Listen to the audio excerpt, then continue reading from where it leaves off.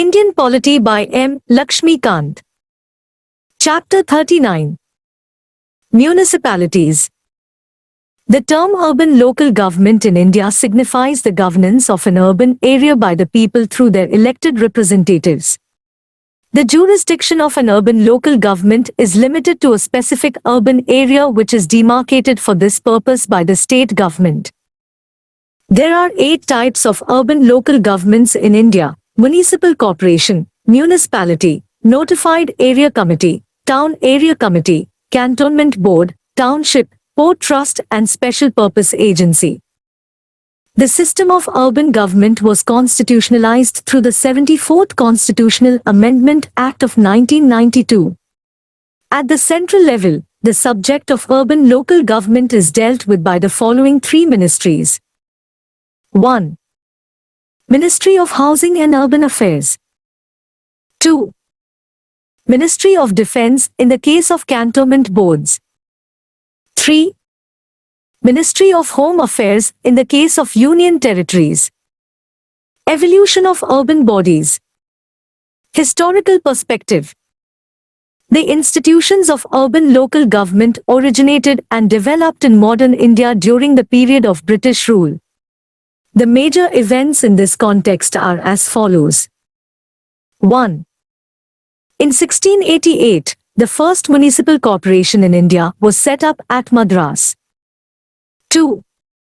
In 1726, the municipal corporations were set up in Bombay and Calcutta. 3. Lord Mayo's resolution of 1870 on financial decentralization visualized the development of local self-government institutions. 4. Lord Ripon's resolution of 1882 has been hailed as the Magna Carta of local self-government. He is called as the father of local self-government in India. 5. The Royal Commission on Decentralization was appointed in 1907 and it submitted its report in 1909. Its chairman was Hobhouse. 6. Under the Diakil scheme introduced in provinces by the Government of India, Act of 1919, local self-government became a transferred subject under the charge of a responsible Indian minister. 7. In 1924, the Cantonments Act was passed by the Central Legislature. 8. Under the Provincial Autonomy Scheme introduced by the Government of India, Act of 1935, local self-government was declared a provincial subject. Committees and Commissions. The committees and commissions appointed by the central government to improve the functioning of urban local governments are mentioned below in Table 39.1. Constitutionalization. In August 1989, the Rajiv Gandhi government introduced the 65th Constitutional Amendment Bill, i.e. Nagarpalika Bill, in the Lok Sabha. The bill aimed at strengthening and revamping the municipal bodies by conferring a constitutional status on them. Although the bill was passed in the Lok Sabha, it was defeated in the Rajya Sabha in October 1989 and hence lapsed. Table 39.1 Committees and Commissions on Urban Local Governments. SL No. Year. Name of the Committee Commission. Chairman. 1. 1949 to 51. Local Finance Enquiry Committee. P.K. Vattal. 2. 1953 to 54. Taxation Enquiry Commission. John Matthai. 3. 1963 to 65. Committee on the Training of Municipal Employees. Nuruddin Ahmad. 4. 1963 to 66. Rural-Urban Relationship Committee. A.P. Jain. 5. 1963. Committee of Ministers on Augmentation of Financial Resources of Urban Local Bodies. Rafiq Skaria. 6. 1965 to 68. Committee on Service Conditions of Municipal Employees.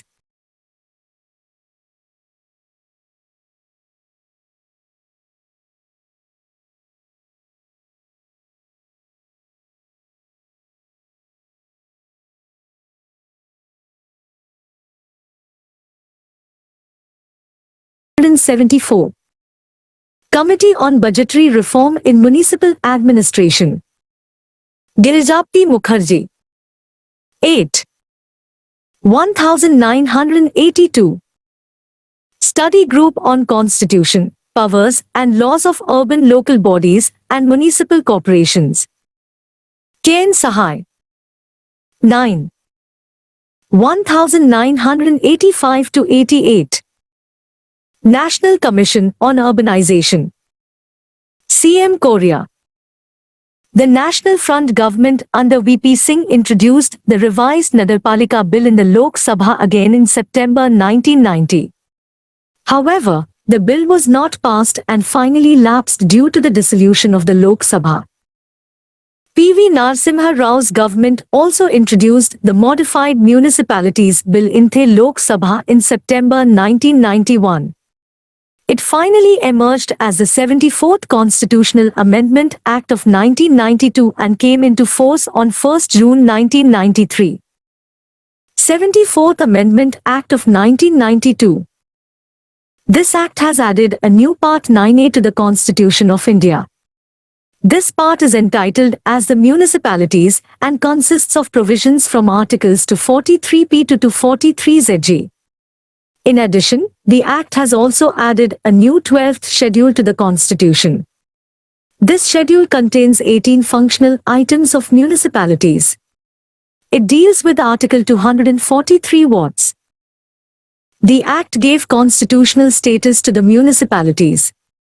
It has brought them under the purview of justiciable part of the Constitution. In other words, state governments are under constitutional obligation to adopt the new system of municipalities in accordance with the provisions of the Act. The Act aims at revitalizing and strengthening the urban governments so that they function effectively as units of local government. Salient features. The salient features of the Act are: 3 types of municipalities. The Act provides for the constitution of the following 3 types of municipalities in every state. 1. A Nagar Panchayat, by whatever name called, for a transitional area. 2. A municipal council for a smaller urban area. 3. A municipal corporation for a larger urban area. But there is one exception. If there is an urban area where municipal services are being provided by an industrial establishment, then the governor may specify that area to be an industrial township. In such a case, a municipality may not be constituted. The governor has to specify a transitional area, a smaller urban area or a larger urban area, keeping in view the following factors: A. Population of the area. B. Density of the population therein. C. Revenue generated for local administration. D. Percentage of employment in non-agricultural activities. E. Economic importance. F. Such other factors as he may deem fit. Composition. All the members of a municipality shall be elected directly by the people of the municipal area. For this purpose, each municipal area shall be divided into territorial constituencies to be known as wards. The state legislature may provide the manner of election of the chairperson of a municipality. It may also provide for the representation of the following persons in a municipality. 1. Persons having special knowledge or experience in municipal administration without the right to vote in the meetings of municipality. 2. The members of the Lok Sabha and the State Legislative Assembly representing constituencies that comprise wholly or partly the municipal area. 3. The members of the Rajya Sabha and the State Legislative Council registered as electors within the municipal area. 4. The chairpersons of committees, other than wards committees. Wards committees. There shall be constituted a wards committee, consisting of one or more wards, within the territorial area of a municipality having population of 3 lakh or more. The state legislature may make provision with respect to the composition and the territorial area of a wards committee and the manner in which the seats in a wards committee shall be filled. Other committees. In addition to the wards committees, the state legislature is also allowed to make any provision for the constitution of other committees. The chairpersons of such committees may be made members of the municipality. Reservation of seats. The Act provides for the reservation of seats for the scheduled castes and the scheduled tribes in every municipality in proportion of their population to the total population in the municipal area. Further, it provides for the reservation of not less than 1/3 of the total number of seats for women, including the number of seats reserved for women belonging to the SCs and the STs. The state legislature may provide for the manner of reservation of offices of chairpersons in the municipalities for SCs, STs and women. It may also make any provision for the reservation of seats in any municipality or offices of chairpersons in municipalities in favor of backward classes. The reservation of seats as well as the reservation of offices of chairpersons in the municipalities for the scheduled castes and scheduled tribes shall cease to have effect after the expiration of the period specified in Article 334, which is presently 70 years, that is, till 2020. Duration of municipalities. The Act provides for a 5-year term of office for every municipality. However, it can be dissolved before the completion of its term. Further, the fresh elections to constitute a municipality shall be completed, A. before the expiry of its duration of 5 years, or B. in case of dissolution, before the expiry of a period of 6 months from the date of its dissolution. But, where the remainder of the period, for which the dissolved municipality would have continued, is less than 6 months, it shall not be necessary to hold any election for constituting the new municipality for such period. Moreover, a municipality constituted upon the dissolution of a municipality before the expiration of its duration shall continue only for the remainder of the period for which the dissolved municipality would have continued had it not been so dissolved. In other words, a municipality reconstituted after premature dissolution does not enjoy the full period of 5 years but remains in office only for the remainder of the period. The Act also makes two more provisions with respect to dissolution. A. A municipality must be given a reasonable opportunity of being heard before its dissolution, and B. No amendment of any law for the time being in force shall cause dissolution of a municipality before the expiry of the 5 years term. Disqualifications. A person shall be disqualified for being chosen as or for being a member of a municipality if he is so disqualified, A. under any law for the time being in force for the purposes of elections to the legislature of the state concerned, or B. under any law made by the state legislature. However, no person shall be disqualified on the ground that he is less than 25 years of age if he has attained the age of 21 years. Further, all questions of disqualifications shall be referred to such authority as the state legislature determines. State Election Commission. The superintendence, direction and control of the preparation of electoral rolls and the conduct of all elections to the municipalities shall be vested in the State Election Commission. The state legislature may make provision with respect to all matters relating to elections to the municipalities. Powers and functions. The state legislature may endow the municipalities with such powers and authority as may be necessary to enable them to function as institutions of self-government. Such a scheme may contain provisions for the devolution of powers and responsibilities upon municipalities at the appropriate level with respect to A. the preparation of plans for economic development and social justice, B. the implementation of schemes for economic development and social justice as may be entrusted to them, including those in relation to the 18 matters listed in the 12th schedule. Finances. The state legislature may A. Authorize a municipality to levy, collect, and appropriate taxes, duties, tolls and fees. B. Assign to a municipality taxes, duties, tolls and fees levied and collected by state government. C. Provide for making grants in aid to the municipalities from the consolidated fund of the state. And D. Provide for constitution of funds for crediting all monies of the municipalities. Finance Commission. The Finance Commission, which is constituted for the panchayats, shall also, for every 5 years, review the financial position of municipalities and make recommendation to the governor as to 1. The principles that should govern a. The distribution between the state and the municipalities of the net proceeds of the taxes, duties, tolls and fees levied by the state and allocation of shares amongst the municipalities at all levels. B. The determination of the taxes, duties, tolls and fees that may be assigned to the municipalities. C. The grants in aid to the municipalities from the consolidated fund of the state. 2. The measures needed to improve the financial position of the municipalities. 3. Any other matter referred to it by the governor in the interests of sound finance of municipalities. The governor shall place the recommendations of the commission along with the action taken report before the state legislature. The Central Finance Commission shall also suggest the measures needed to augment the consolidated fund of a state to supplement the resources of the municipalities in the state, on the basis of the recommendations made by the Finance Commission of the state. Audit of accounts.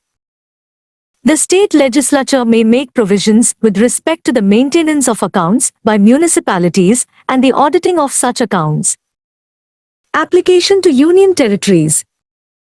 The provisions of this part are applicable to the Union Territories. But the President may direct that they would apply to a Union Territory subject to such exceptions and modifications as he may specify. Exempted areas. The Act does not apply to the scheduled areas and tribal areas in the states.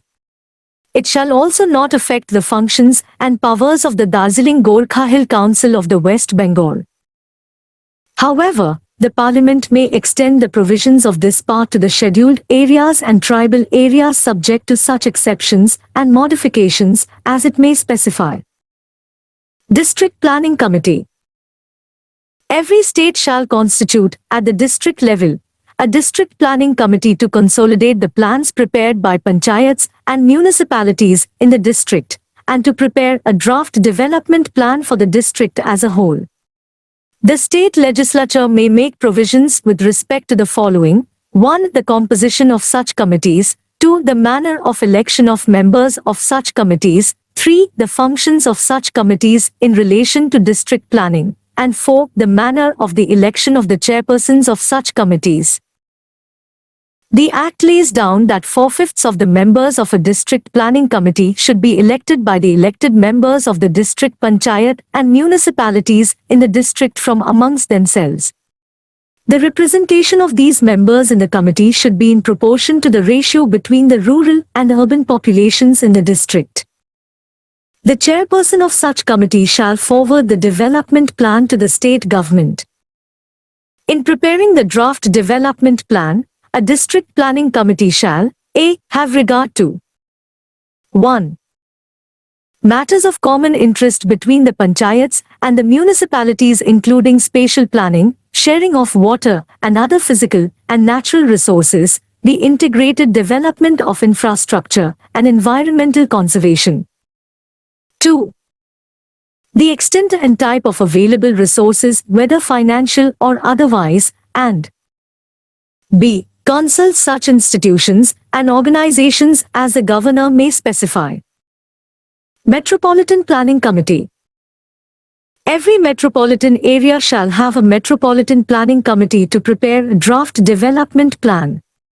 The state legislature may make provisions with respect to the following: 1. The composition of such committees. 2. The manner of election of members of such committees. 3. The representation in such committees of the central government, state government and other organizations. 4. The functions of such committees in relation to planning and coordination for the metropolitan area. and 5. The manner of election of chairpersons of such committees.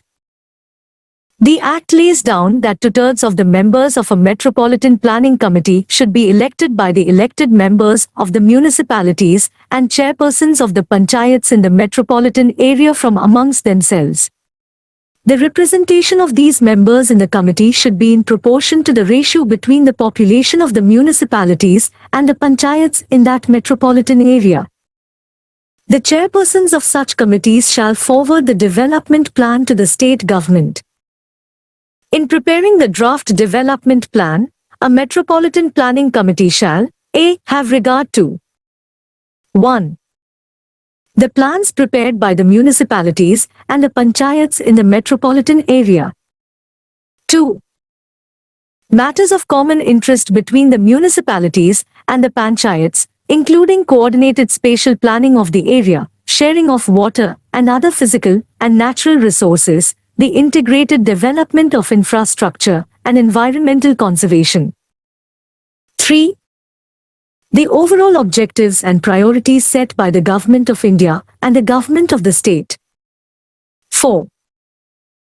The extent and nature of investments likely to be made in the metropolitan area by agencies of the Government of India and of the Government of the state and other available resources whether financial or otherwise, and b. Consult such institutions and organizations as the Governor may specify.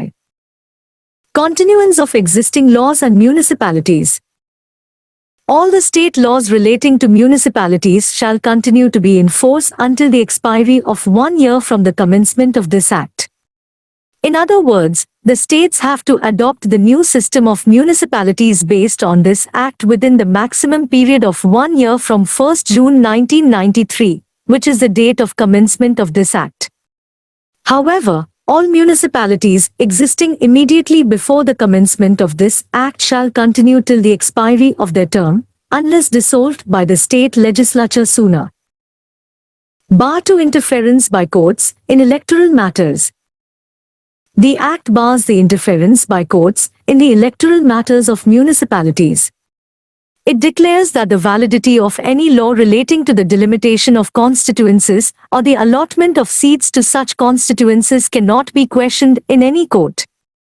It further lays down that no election to any municipality is to be questioned except by an election petition presented to such authority and in such manner as provided by the state legislature. 12th Schedule. It contains the following 18 functional items placed within the purview of municipalities. 1. Urban planning including town planning. 2. Regulation of land use and construction of buildings. 3. Planning for economic and social development. 4. Roads and bridges. 5. Water supply for domestic, industrial and commercial purposes. 6. Public health, sanitation, conservancy and solid waste management. 7. Fire services. 8. Urban forestry, protection of the environment and promotion of ecological aspects. 9. Safeguarding the interests of weaker sections of society, including the handicapped and mentally retarded. 10. Slum improvement and upgradation. 11. Urban poverty alleviation. 12.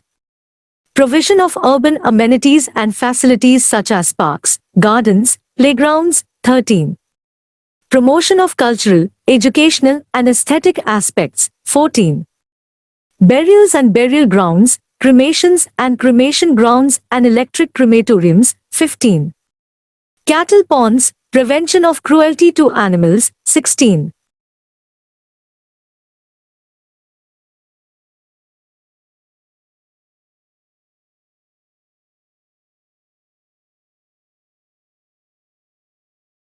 Vital statistics including registration of births and deaths.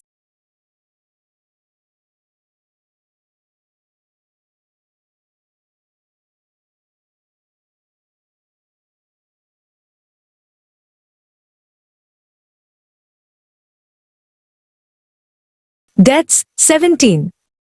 Public amenities including street lighting, parking lots, bus stops and public conveniences. And 18. Regulation of slaughterhouses and tanneries. Types of urban governments. The following 8 types of urban local bodies are created in India for the administration of urban areas. Times Municipal Corporation. Times Municipality. Times Notified Area Committee. Times Town Area Committee. Times Cantonment Board. Times Township. Municipal corporations are created for the administration of big cities like Delhi, Mumbai, Kolkata, Hyderabad, Bangalore and others. They are established in the states by the acts of the concerned state legislatures and in the union territories by the acts of the Parliament of India. There may be one common act for all the municipal corporations in a state or a separate act for each municipal corporation. A municipal corporation has 3 authorities, namely, the council, the standing committees, and the commissioner. The council is the deliberative and legislative wing of the corporation. It consists of the councillors directly elected by the people, as well as a few nominated persons having knowledge or experience of municipal administration. In brief, the composition of the council including the reservation of seats for SCs, STs and women is governed by the 74th Constitutional Amendment Act. The council is headed by a mayor. He is assisted by a deputy mayor. He is elected in a majority of the states for a 1-year renewable term. He is basically an ornamental figure and a formal head of the corporation. His main function is to preside over the meetings of the council. The standing committees are created to facilitate the working of the council, which is too large in size. They deal with public works, education, health, taxation, finance, and so on. They take decisions in their fields. The municipal commissioner is responsible for the implementation of the decisions taken by the council and its standing committees. Thus, he is the chief executive authority of the corporation. He is appointed by the state government and is generally a member of the IAS. 2. Municipality. The municipalities are established for the administration of towns and smaller cities. Like the corporations, they are also set up in the states by the acts of the concerned state legislatures and in the union territory by the acts of the Parliament of India. They are also known by various other names like municipal council, municipal committee, municipal board, borough municipality, city municipality, and others. Like a municipal corporation, a municipality also has 3 authorities, namely the council, the standing committees, and the chief executive officer. The council is the deliberative and legislative wing of the municipality. It consists of the councillors directly elected by the people. The council is headed by a president chairman. He is assisted by a vice president vice chairman. He presides over the meetings of the council. Unlike the mayor of a municipal corporation, he plays a significant role and is the pivot of the municipal administration. Apart from presiding over the meetings of the council, he enjoys executive powers. The standing committees are created to facilitate the working of the council. They deal with public works, taxation, health, finance, and so on. The Chief Executive Officer, Chief Municipal Officer, is responsible for day-to-day general administration of the municipality. He is appointed by the state government. 3. Notified Area Committee. A notified area committee is created for the administration of 2 types of areas, a fast-developing town due to industrialization, and a town which does not yet fulfill all the conditions necessary for the constitution of a municipality, but which otherwise is considered important by the state government. Since it is established by a notification in the Government Gazette, it is called as Notified Area Committee. Though it functions within the framework of the State Municipal Act, only those provisions of the Act apply to it which are notified in the Government Gazette by which it is created. It may also be entrusted to exercise powers under any other act. Its powers are almost equivalent to those of a municipality. But unlike the municipality, it is an entirely nominated body, that is, All the members of a notified area committee, including the chairman, are nominated by the state government. Thus, it is neither an elected body nor a statutory body. 4. Town Area Committee. A town area committee is set up for the administration of a small town. It is a semi-municipal authority and is entrusted with a limited number of civic functions like drainage, roads, street lighting, and conservancy. It is created by a separate act of a state legislature. Its composition, functions and other matters are governed by the act. It may be wholly elected or wholly nominated by the state government or partly elected and partly nominated. 5. Cantonment Board. A cantonment board is established for municipal administration for civilian population in the cantonment area. It is set up under the provisions of the Cantonments Act of 2006, a legislation enacted by the central government. It works under the administrative control of the Defense Ministry of the central government. Thus, unlike the above 4 types of urban local bodies, which are created and administered by the state government, a cantonment board is created as well as administered by the central government. The Cantonments Act of 2006 was enacted to consolidate and amend the law relating to the administration of cantonments with a view to impart greater democratization, improvement of their financial base to make provisions for developmental activities and for matters connected with them.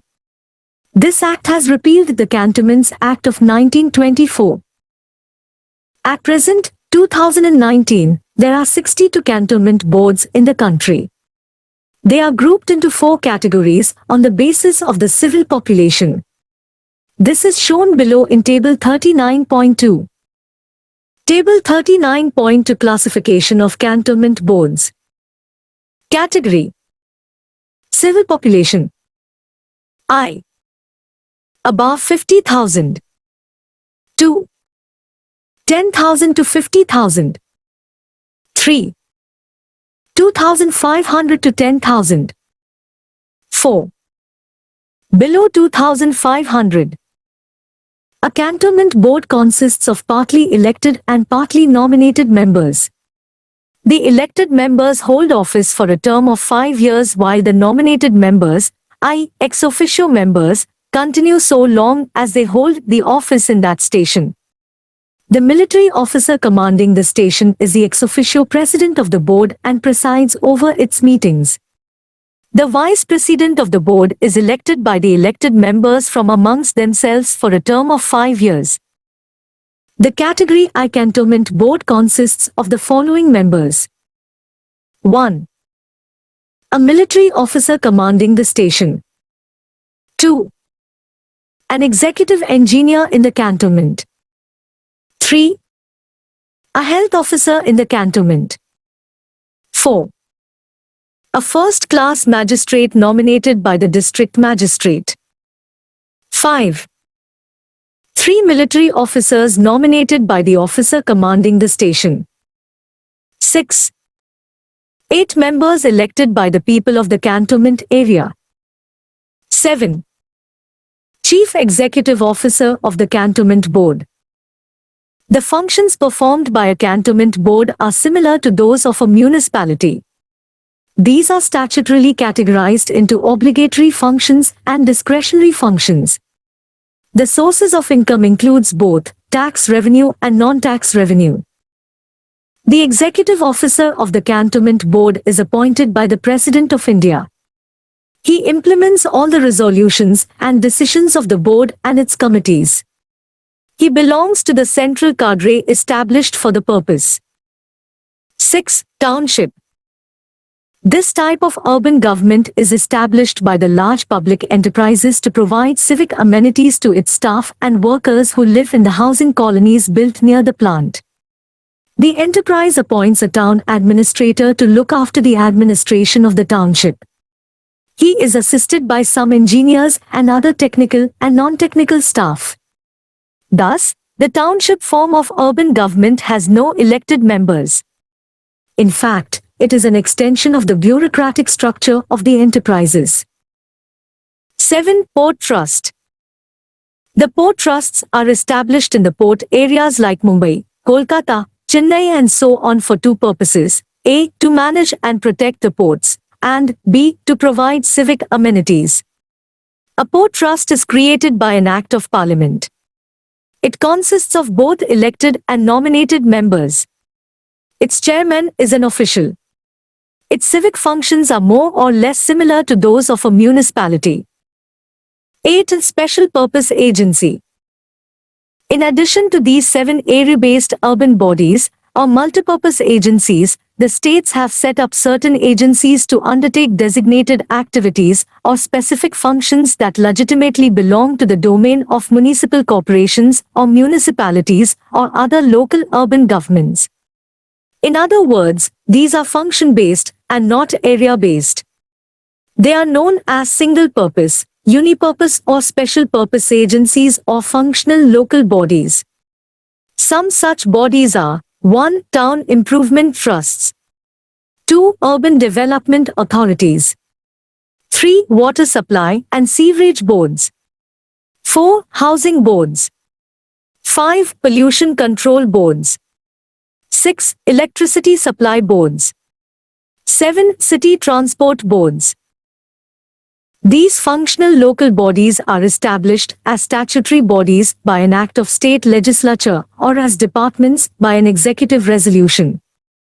They function as autonomous bodies and deal with the functions allotted to them independently of the local urban governments, that is, municipal corporations or municipalities, and so forth. Thus, they are not subordinate agencies of the local municipal bodies. Municipal personnel. There are 3 types of municipal personnel systems in India. The personnel working in the urban governments may belong to any one or all the 3 types. These are: 1. Separate personnel system. Under this system, each local body appoints, administers, and controls its own personnel. They are not transferable to other local bodies.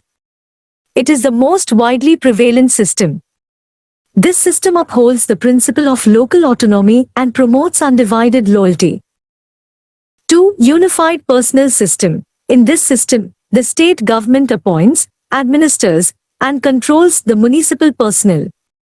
In other words, statewide services, cadre, are created for all the urban bodies in the state. They are transferable between the local bodies in the state. This system is prevalent in Andhra Pradesh, Tamil Nadu, Uttar Pradesh, Rajasthan, Madhya Pradesh, and so on. 3. Integrated personnel system. Under this system, the personnel of the state government and those of the local bodies form part of the same service. In other words, the municipal personnel are the members of the state services. They are transferable not only between the local bodies in the state but also between local bodies and departments of state government. Thus, there is no distinction between local civil service and state civil service. This system is prevalent in Odisha, Bihar, Karnataka, Punjab, Haryana and others. The various national level institutions providing training to the municipal personnel are: 1. All India Institute of Local Self-Government, Mumbai, constituted in 1927, it is a private registered society. 2. Center for Urban and Environmental Studies, New Delhi, set up in 1967 on the recommendation of Nuruddin Ahmed Committee on Training of Municipal Employees, 1963 to 1965. 3.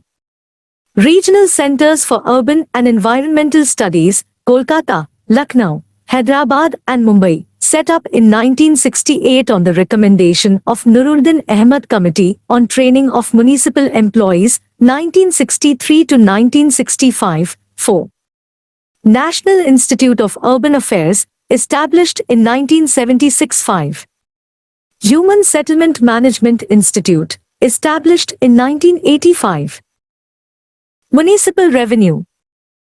There are 5 sources of income of the urban local bodies.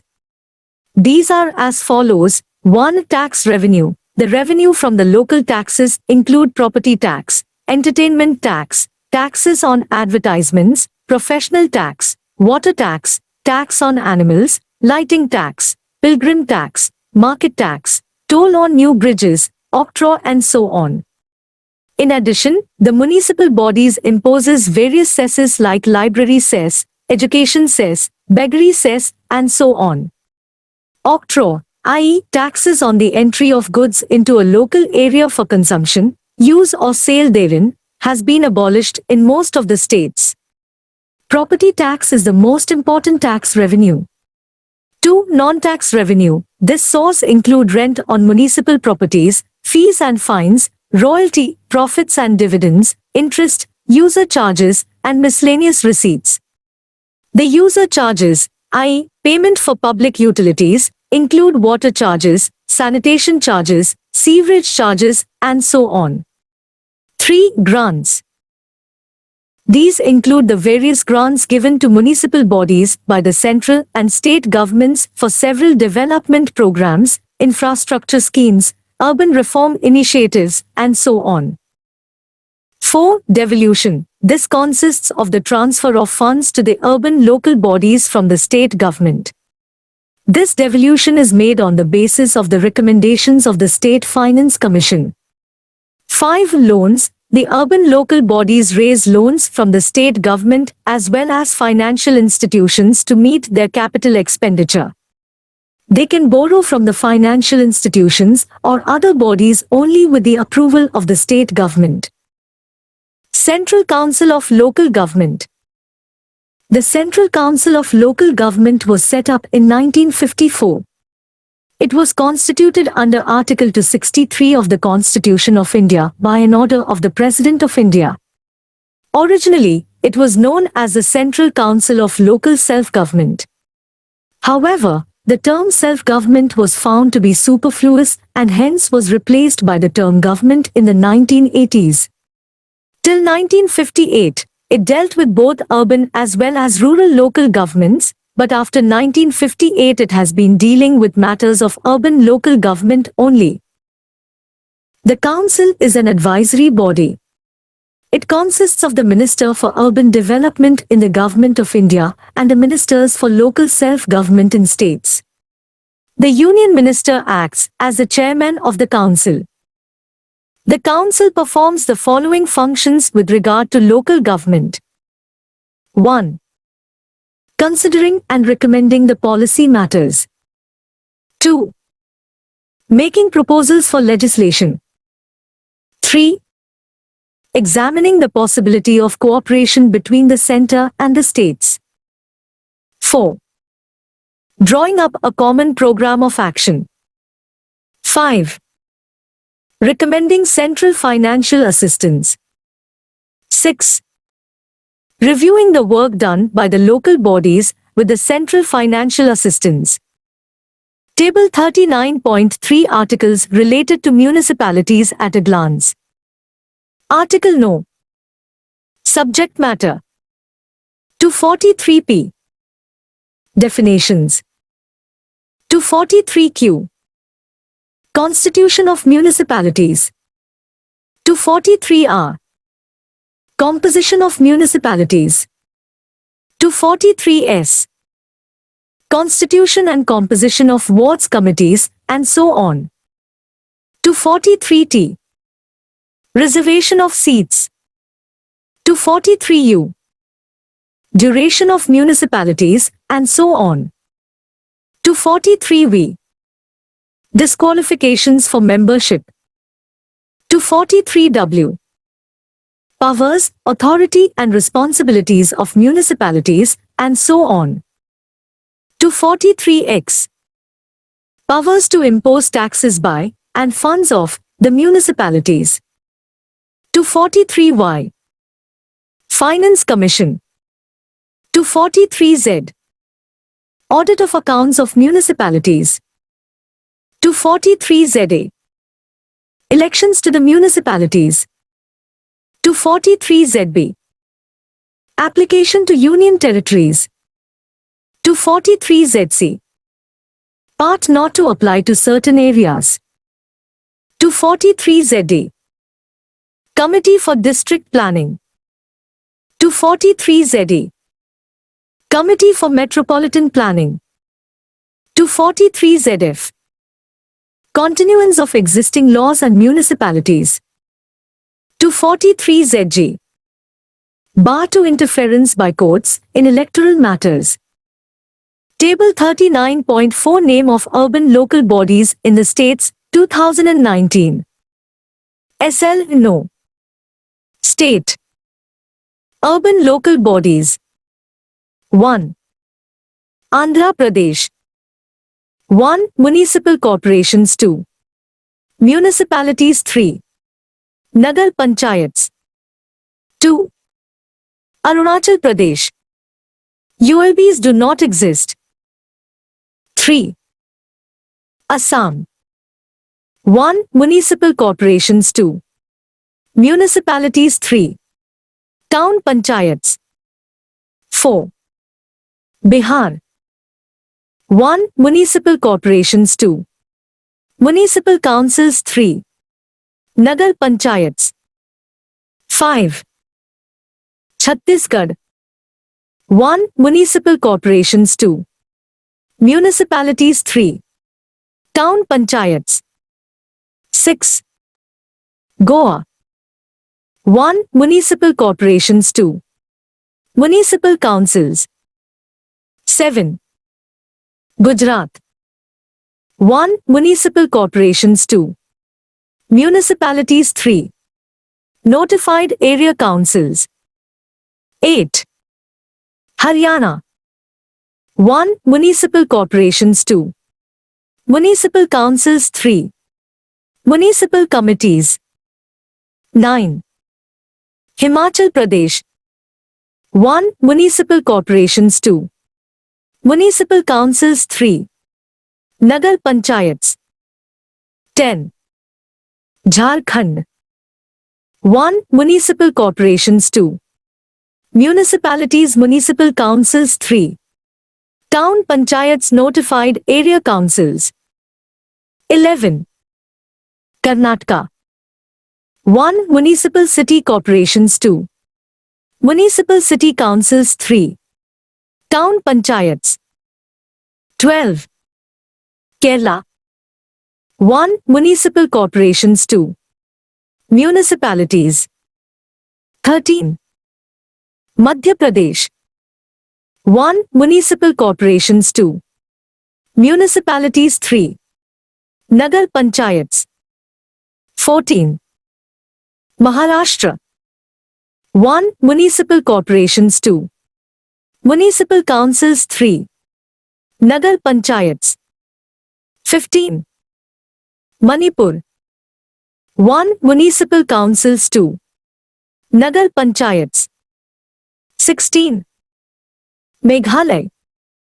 1. Municipalities. 17. Mizoram. 1. Municipalities. 18. Nagaland. 1. Municipal councils. 2.